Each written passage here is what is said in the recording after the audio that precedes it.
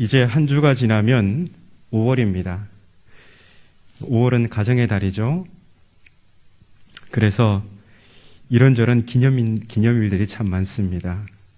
그만큼 선물이 많이 오가는 달이기도 하죠. 사람들이 주고받는 선물에는 의미가 담겨 있습니다. 감사의 의미가 있고 축하의 의미도 있습니다. 또 어떤 선물은 잘 부탁합니다 라는 사심을 담아 전달하기도 하고 위로와 격려, 심지어 미안함을 표시할 때도 선물을 합니다. 저도 간혹 성도님들로부터 선물을 받을 때가 있습니다. 그럴 때마다 저는 어떤 의미로 주셨나 이 생각보다는 제가 그 선물의 의미를 부여합니다. 제가 그냥 스스로 제 맘대로 그 선물의 의미를 부여하는데요. 이 선물에는 성도님의 이런 바람이 담겨 있을 거야. 제가 그렇게 추측하고 그 의미를 정하는 거죠. 제게는 꾸준히 선물을 제공해 주시는 분들이 계십니다.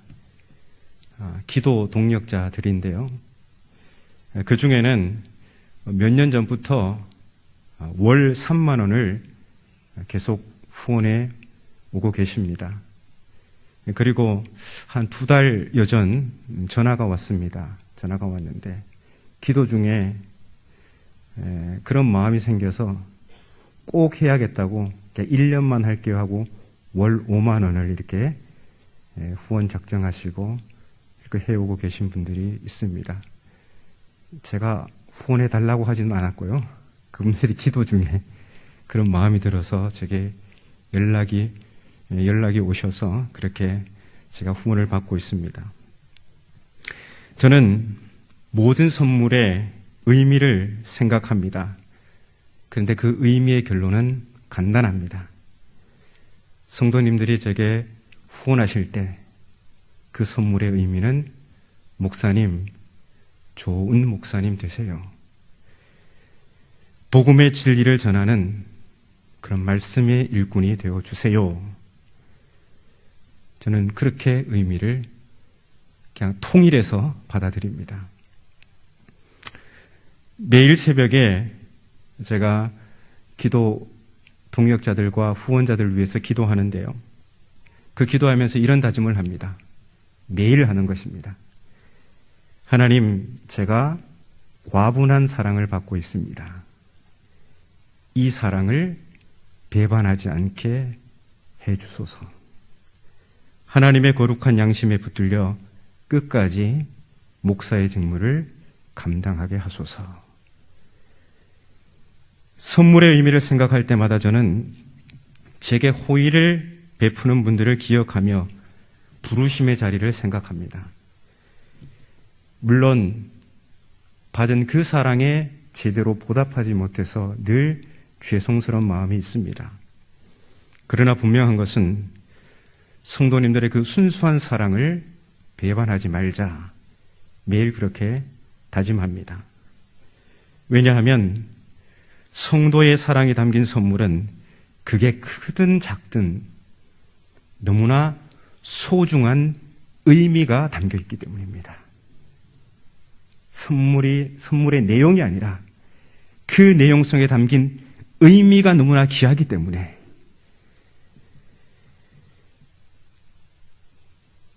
그 사랑을 배신할 수 없는 것이죠. 오늘 본문 20절을 보면 바울은 자신이 선물 받은 자임을 고백하고 있습니다. 함께 20절 말씀을 읽어보겠습니다. 시작.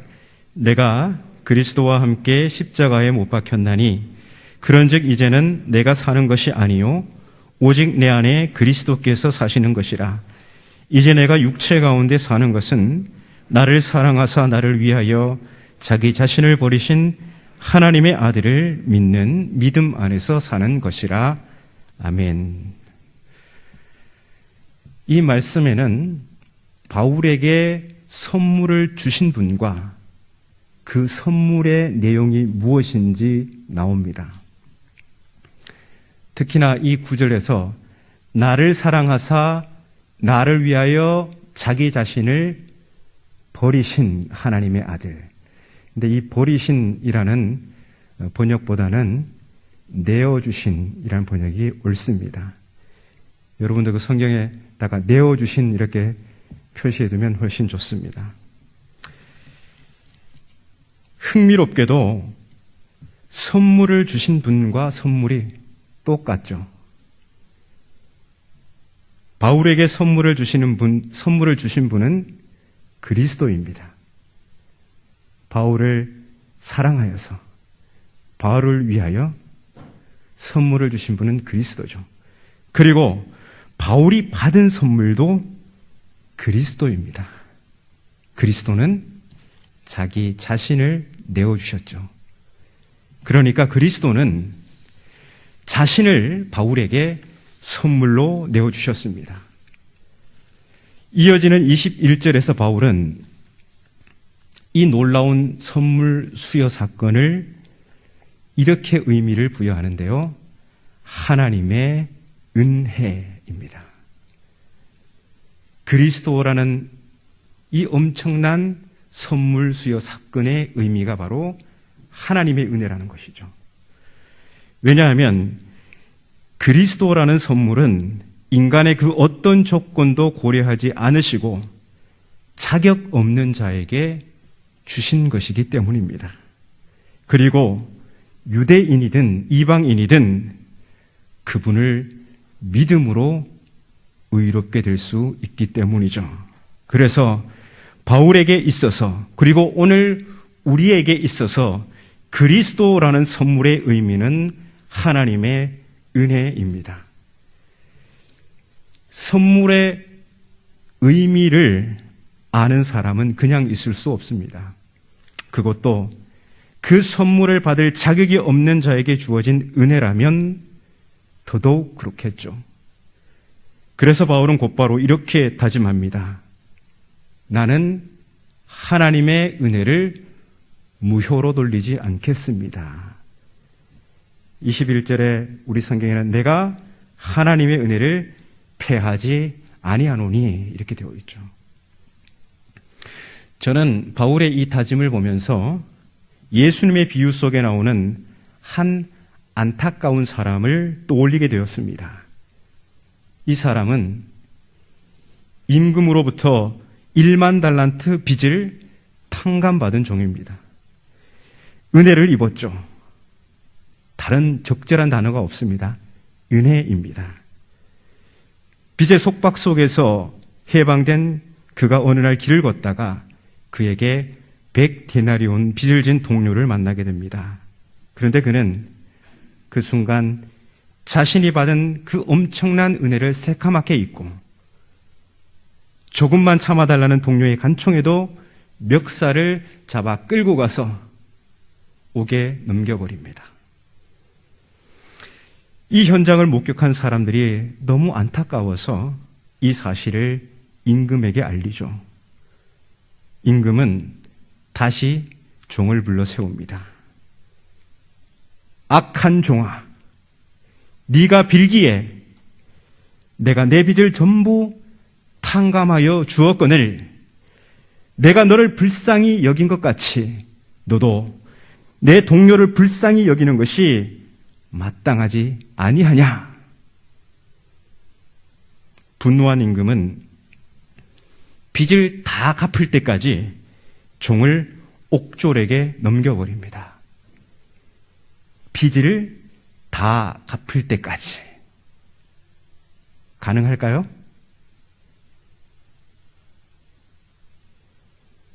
은혜가 무효가 되고 말았다는 것입니다. 이와 다르게 바울은 그리스도라는 선물, 그 은혜를 무효로 돌리지 않겠다고 합니다.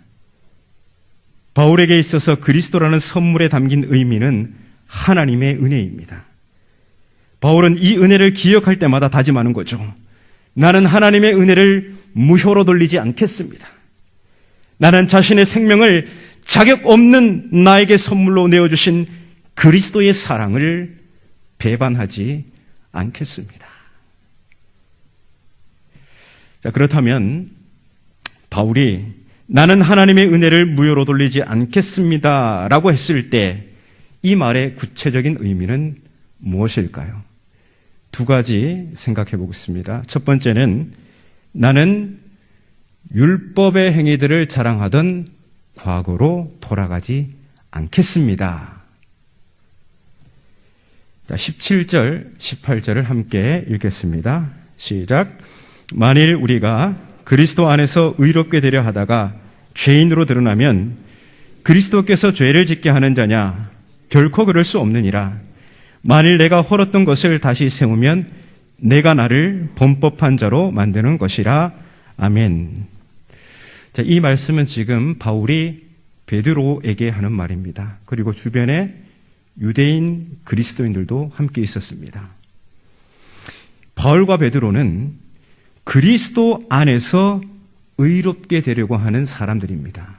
자, 여기서 의롭게 된다는 것은 의의 소망, 하나님 나라 상속, 영생에 이르게 되려고 하는 그런 사람들이란 말입니다. 그리스도는 자신의 피로 유대인과 이방인을 차별하던 그 율법의 행위들을 완전히 허무셨죠. 그래서 그리스도 안에서 유대인과 이방인은 동등한 하나님의 자녀예요.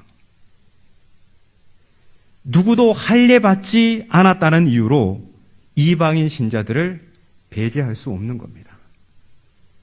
그런데 안디옥에서 베드로는 할례에 속한 자들이 두려워서 이방인 신자들과 어울린 식사 자리에서 자신을 분리시킵니다. 베드로의 이 행동이 바울이 보기에는 이방인을 배제하는 행동이었어요.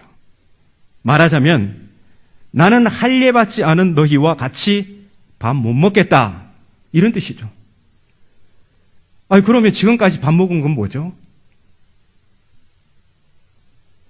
베드로의 행동을 보면 지금 그는 믿음이 기준이 아니라 율법의 행위들을 기준으로 행동하고 있습니다. 믿음을 기준으로 볼 때 이방인 신자들과 어울려 식사한 베드로의 행동은 너무나 아름다운 모습이에요. 하나님이 꿈꾼 모습이죠. 하나님의 계획 속에 나는 이제 이런 세상을 희망해. 그 하나님의 희망이 이루어지는 순간입니다. 하지만 율법의 행위들을 기준으로 볼 때 그의 행동은 유대인의 정체성을 훼손한 거예요.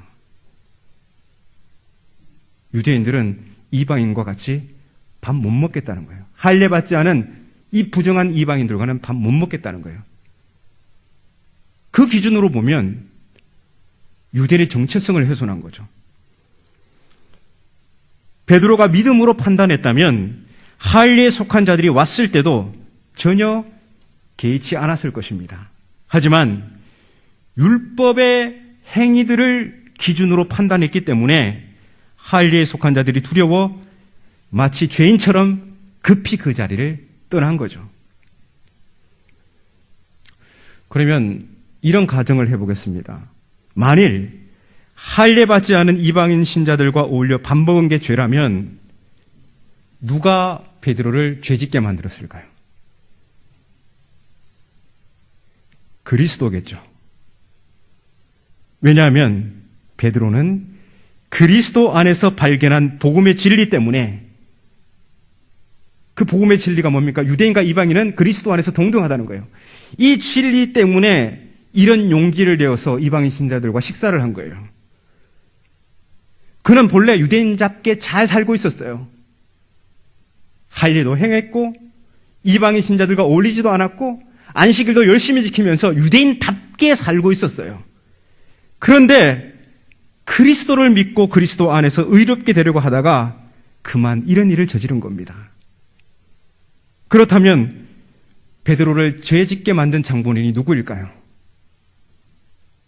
그리스도겠죠. 물론 이거는 말도 안 되는 주장입니다. 그 얘기가 바로 17절 내용 아닙니까? 바울이 베드로한테. 베드로 자신이 그리스도께서 그의 피로 허무신 것, 곧 유대인과 이방인을 차별하는 그 율법의 행위들을 다시 세우는 죄를 범한 겁니다. 바울이 보기에 이러한 베드로의 행동은 그리스도를 통해 알려진 복음의 진리를 배반하는 행동이고 곧 하나님의 은혜를 무효로 돌리는 것이었습니다. 하지만 베드로는 잘 알고 있었어요. 그렇지 않다는 것을. 의롭게 되는 일에 율법의 행위들은 가짜 해답이라는 것을 누구보다도 체험을 해서 잘 알고 있었던 사람이에요. 그래서 너무나 안타까운 것입니다. 그러면 바울은 왜 저 갈라디아 교회에 편지를 보내면서 굳이 이 안디옥에 있었던 베드로의 일탈을 이렇게 낱낱이 다 이야기하는 것일까요? 그리스도께서 허무신 것을 다시 세우고 하나님의 은혜를 무효로 돌리는 베드로의 행동은 다름 아닌 지금 현재 갈라디아 신자들의 모습이기 때문입니다. 안디옥 이야기는 갈라디아 신자들의 실체를 비추는 일종의 거울 역할을 하고 있습니다. 어디 그뿐이겠습니까? 안디옥 사건이나 갈라디아 신자들의 행태는 역사 그 어디에서나 교회 안에서, 믿음의 공동체 안에서 반복되는 일입니다. 물론 우리는 그리스도 안에서 곧 예수 그리스도를 믿음으로 의롭게 되려고 하는 사람들입니다. 우리 중 누가 인간적인 조건으로 의롭게 되고자 하는 사람들이 있겠습니까? 없겠죠. 베드로도 마찬가지입니다. 그는 분명 예수 그리스도를 믿음으로 의롭게 되려고 한 사람입니다. 그가 이방인 신자들로부터 자신을 분리시킨 것은 어떤 상황에서 순간적인 일탈입니다. 그러고 보면 이 베드로의 일탈에 대한 바울의 항의가 인간적으로 보면 굉장히 지나치다 싶습니다. 그런데 여러분, 제가 이 문구를 반복해서 말씀을 드렸습니다. 복음은 구원을 가져다 주는 기쁜 소식이기도 하지만 조금이라도 침해되어서는 안 되는 순종의 대상입니다. 그리스도인은 복음의 진리에 자신을 정향시켜 항상 올곧게 걸어야 합니다. 이게 믿음입니다. 그렇기에 예수 그리스도를 믿고 그리스도 안에서 의롭게 되고자 하는 우리는 나와 너를 차별하고 우리와 너희를 구분하는 그런 인간적 조건, 나를 남보다 믿음 더 좋게 보이려고 하는 그런 인간적인 조건들로부터 우리는 철저히 단절해야 됩니다. 자, 나는 하나님의 은혜를 무효로 돌리지 않겠습니다. 자, 바울의 이 말의 두 번째 구체적인 의미는 나는 하나님을 향해 살겠습니다. 라는 의미가 담겨 있습니다. 우리 19절 말씀을 함께 읽겠습니다. 자, 시작. 내가 율법으로 말미암아 율법에 대하여 죽었나니 이는 하나님에 대하여 살려 함이라. 아멘. 자, 나는 하나님의 은혜를 무효로 돌리지 않겠습니다. 이 다짐은 구체적으로 나는 하나님을 향해 살겠습니다. 이런 고백입니다. 자, 베드로와는 달리 바울은 하나님의 은혜를 무효로 돌리지 않으려고 다시는 율법의 행위들을 자랑하던 과거로 돌아가지 않겠다고 했습니다. 그런데 19절에서는 이보다 훨씬 더 급진적인 선언을 합니다. 그는 아예 율법 자체에 대해서 죽었다고 합니다. 율법에 대한 사망 선고. 여기서 죽었다는 이 동사는요, 헬라어 문법상 어떤 뜻이냐 하면 계속 죽어 있는 상태입니다. 예전에도 그랬고 지금도 그렇고 앞으로도 계속 죽어 있는 상태를 가리킵니다. 바울의 어법에서 죽음의 이미지는 관계 단절을 의미합니다. 관계 단절. 끝났어. 완전 끝. 이것을 이야기하는 겁니다. 바울은 유대인의 정체성을 상징하는 율법의 행위들을 넘어서 아예 율법 자체에 선을 긋고 있습니다. 나는 율법에 대하여 죽었다. 더구나 율법에 대해 죽은 이유가 하나님께 대하여 살기 위해서라고 합니다. 다시 말하면 하나님을 향한 삶을 살기 위해서는 필연적으로 율법에 대해 죽어야 된다는 선언입니다. 여러분, 우리는 아무렇지도 않죠. 이 얘기 들어도. 근데 그 당시 유대인들이 듣기에 이거는 가히 충격적인 말이 아닐 수가 없습니다. 하나님을 향해 살기 위해서 필연적으로 율법에 대해 죽어야 된대요. 이 이야기를 유대인들이 들었다고 생각해 보세요. 왜냐하면 유대인들은 율법이야말로 하나님을 향한 삶의 열쇠라고 굳게 믿고 있었습니다. 흔들림 없었습니다. 여러분 시편 1편, 19편, 119편 한번 보십시오. 유대인들이 율법을 얼마나 생명과 같이 여기는가를. 율법 아니고는 설명할 수가 없습니다. 근데 바울이 이 율법에 대해서 사망 선고를 하고 있습니다. 그 목적이 뭐입니까? 하나님을 향해 살기 위해서. 아니, 하나님을 향해 살려면 무엇보다도 율법이 있어야 되는데 바울은 이 율법에 대해서 나는 죽었다. 지금도 죽어 있는 상태다. 이렇게 선언하는 거죠. 우리는 이 바울의 이 말, 나는 율법에 대해서 죽었다. 이 말을 잘 이해해야 합니다. 율법에 대한 바울의 입장은요, 로마서에도 그렇고 갈라디아서에도 그렇고 긍정의 입장과 부정의 입장이 다 있습니다. 그래서 막 바울이 충격적인 이야기를 할 때 나는 율법에 대해서 죽었어 하면 율법 다 끝났구나. 이렇게 보면 안 되고요. 바울이 도대체 율법의 어떤 부분에 대해서 이렇게 이야기하는가, 거기를 주목해야 되죠. 바울은 율법에 대한 긍정적인 생각이 있는데 바울은 여전히 율법은 거룩하고 선하고 의롭다고 생각했습니다. 그리고 이 율법의 도덕적 가르침에 순종하는 것은 어떤 경우에도 철회하지 않습니다. 바울은 성경 어디에서도 율법 지키지 마십시오 이렇게 말한 적이 단 한 번도 없습니다.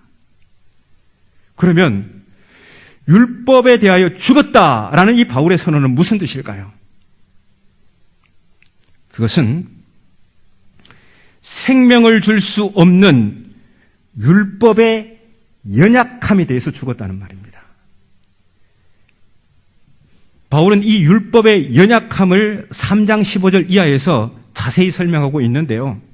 이 바울에게 있어서 율법은 거룩하고 의롭고 선하지만 생명의 능력인 성령을 줄 수 없는 거예요. 하나님께서 인간에게 성령을 주시기 위한 통로로 율법을 애초부터 선택하지 않았다는 거예요. 그래서 우리가 율법을 아무리 사랑하고 좋아하지만 그 율법을 통해서는 생명의 능력인 성령을 받을 수가 없습니다. 그러면 그 생명의 능력을 받을 수 없으면 어떻게 될까요? 그러면 하나님을 향한 삶이 가능하지 않겠죠. 성령을 받을 수 없고 하나님을 향한 삶을 가능하게 하는 능력이 없다는 점에서 바울은 이 율법을 부정합니다. 바로 이 율법의 이런 연약함, 생명을 줄 수 없는 연약함, 하나님을 향한 삶을 가능하게 하지 못하는 그 연약함에 대해서 바울은 죽었다라는 선언을 하는 겁니다.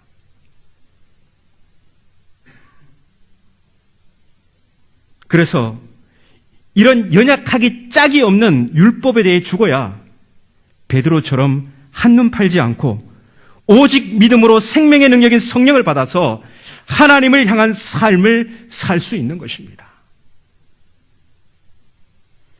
바울의 이 선언이 실로 유대인들에게 충격적일 수밖에 없는 이유는 그들에게는 율법이야말로 하나님을 향한 삶의 열쇠이고 이 율법이 아니고는 자신들의 정체성, 그 존재를 설명할 수 없었기 때문입니다.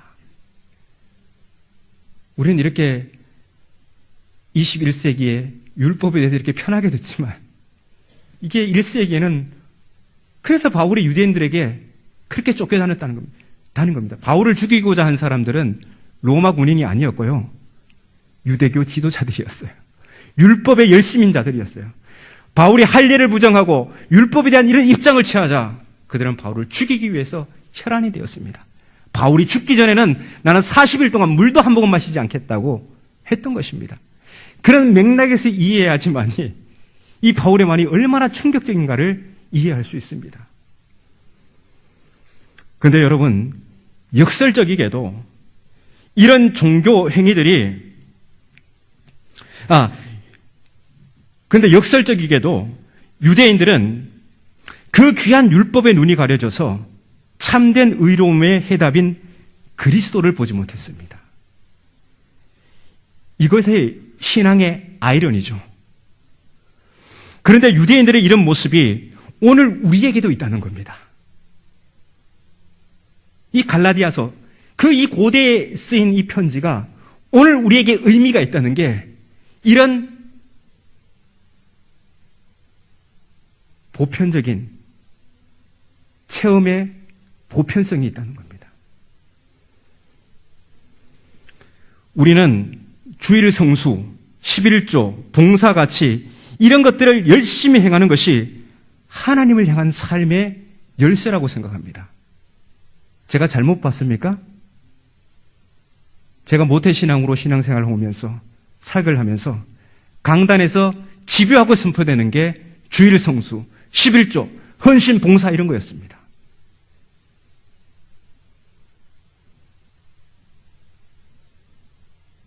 그리고 이런 일들을 열심히 행할 때 나 자신이 뿌듯합니다.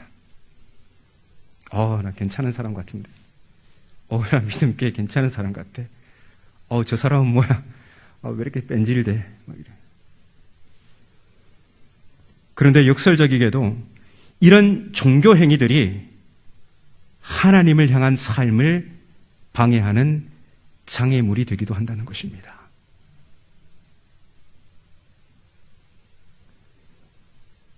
왜냐하면 이런 종교 행위들이 신앙의 척도가 되어서 참된 생명의 수단인 바울이 갈라디아서 5장 6절에서 말하는 사랑으로 역사하는 믿음을 내팽겨치기 때문입니다.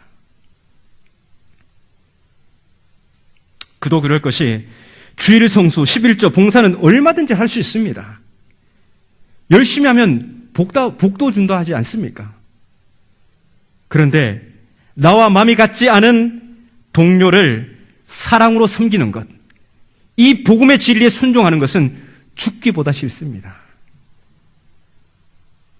자존심이 허락하지 않거든요. 그래서 목사들이 성도들을 잘못 인도하고 있습니다.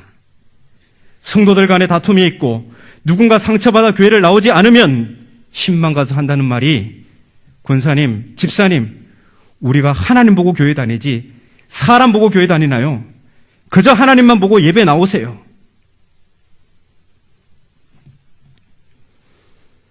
여러분, 사람 무시하고 하나님을 사랑할 수 있는 방법이 있을까요? 그 확신하는 분이 있다면 오늘 집에 가셔서 요한 1서를 한번 처음부터 천천히 한번 읽어보세요. 거기 보면 깜짝 놀랄 만한 말씀들이 많습니다.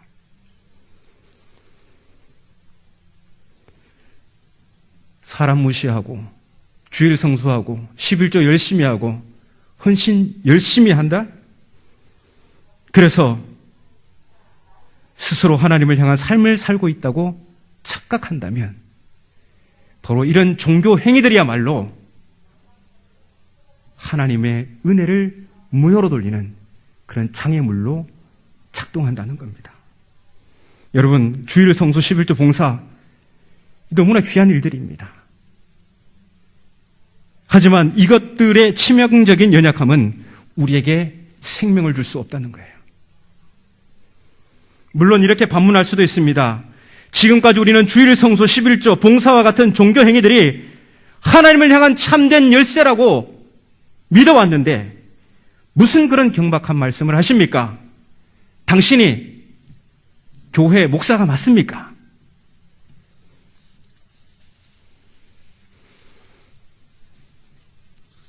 진짜 그게 하나님을 향한 삶의 열쇠라고 믿어왔다면 오늘 제가 말씀을 드리는 게 정말 충격적일 수 있을 겁니다. 여러분, 우리 모두는 하나님의 은혜를 무효로 돌리지 않고 싶어 할 것입니다. 적어도 우리에게 그런 양심은 있습니다.